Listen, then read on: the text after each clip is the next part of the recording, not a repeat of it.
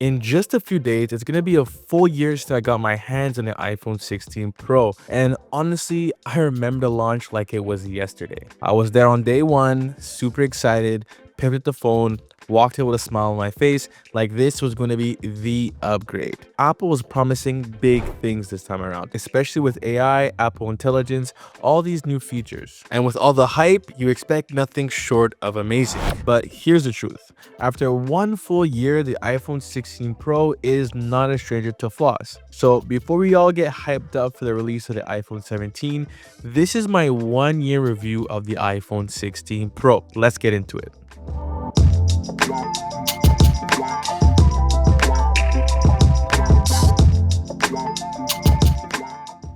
I've always been a fan of Apple's iPhones. My very first phone was the iPhone 5, and from then on, I pretty much stuck with iPhones, but you probably know where this is heading. Smartphone innovation has slowed down. Let's start with the design. The iPhone 16 Pro has thinner bezels than the 15 Pro, which gives it a slightly larger display, about 0.2 inches bigger without changing the actual size of the phone. You know, on paper, it sounds minor, but side by side, you do notice the difference is subtle, but nice to have that extra screen space without holding a larger device. When it comes to the display, this has been one of iPhone 16 Pro's biggest strengths, but also one of the most frustrating flaws. Spec-wise, Apple came up with this, a 6.3-inch Super Retina XDR OLED panel, ProMotion at 120 Hz, and up to 2000 nits of peak brightness for outdoor use.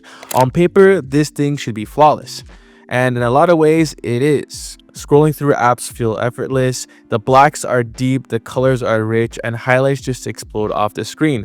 It's smooth, it's vibrant, it's what you expect from a flagship display in 2025.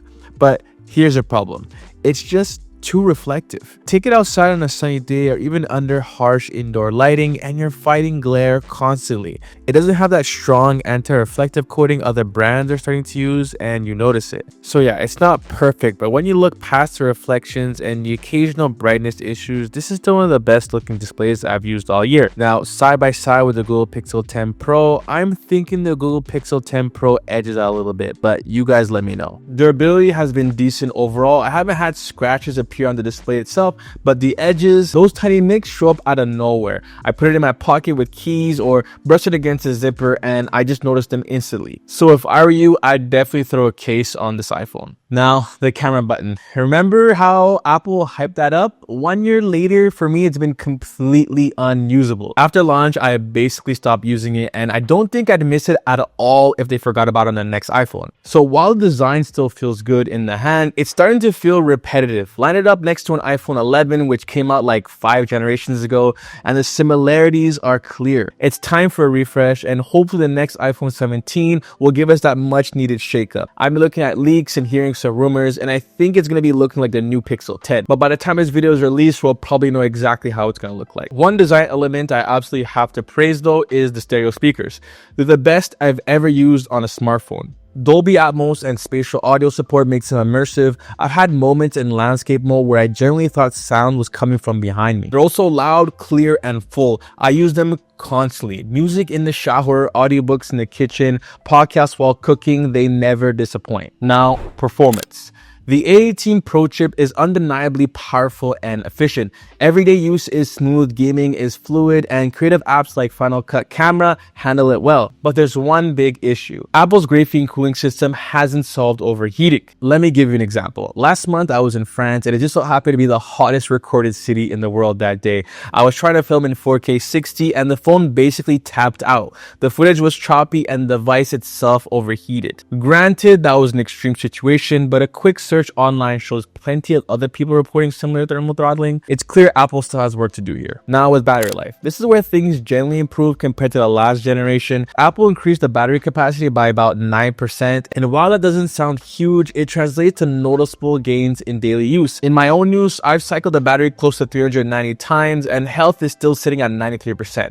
That's me capping charging to about 90 to 95% to help preserve longevity. On an average day, I get between 10 and 14 hours of total use, photos with 3 to 4 hours of active screen time, enough to comfortably make it through a full day, but not quite the 2-day endurance people dream about. When I'm filming in 4K, gaming, or streaming heavily, the battery drains faster, but for normal mixed use, it's solid. Not a battery beast, but it's definitely dependable. I'd love to see Apple move towards silicon carbon batteries in the future, because that could unlock truly game-changing endurance. For now though, the 16 Pro's battery is reliable enough that I don't feel anxious leaving home at 100%. Now for the camera. Each lens consistently delivers clean, well-exposed photos. Apple's post-processing strikes a balance that isn't too artificial but not overly flat either. The only quirk is that white balance tends to lean warm, giving a slight orange cast, but it's consistent and easy to adjust. What really changed things for me this year was embracing Pro RAW. I avoided it because the file sizes were massive, but with iCloud and an external SSD, storage wasn't an issue anymore, and honestly the results are stunning. Pro RAW has given me some of the best smartphone photos I've ever taken, so much so that I often leave my dedicated camera at home because I trust that this iPhone can deliver. Video tells me the same story. It remains best in class for mobile videography. Shooting in log mode with Final Cut or Blackmagic camera apps gives you full manual control over exposure, focus, and white balance. It's flexible, powerful, and professional. If you're serious about mobile content creation, the 16 Pro is one of the best to get out there. On the software side, iOS 18 continues to be one of Apple's biggest strengths, but this year it's not flawless. I've run into more bugs than usual, and Apple Intelligence, Apple's big AI push, feels overhyped. Some features are generally useful, like transcription summaries, writing tools, photo cleanup, and even the occasional Genmoji for fun, but overall it doesn't feel transformative. When I compare it to Google's Gemini and the Pixel 10, Apple Intelligence feels limited and less polished.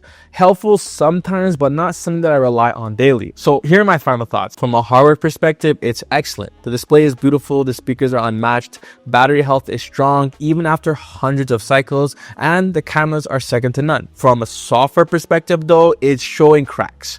iOS 18 has been buggier than past releases, and Apple Intelligence doesn't feel yet like the groundbreaking feature that Apple pitched. But taken as a whole, the iPhone 16 Pro is still one of the best all-around smartphones you can buy. If you can grab one secondhand at a good price, especially if you're upgrading from several generations back, it's fantastic value. But if you already own something recent, I'd say hold off and see if Apple finally delivers something fresh with the iPhone 17. So there you have it. My full 1-year review with the iPhone 16 Pro. Hope you guys liked it, and I hope you guys are excited for the iPhone 17 that's coming out. I'm definitely going to be getting the iPhone 17, and there'll be a lot of content coming out about that. And if you like this video, give it a like, comment, and subscribe, and I'll catch you guys on the next one.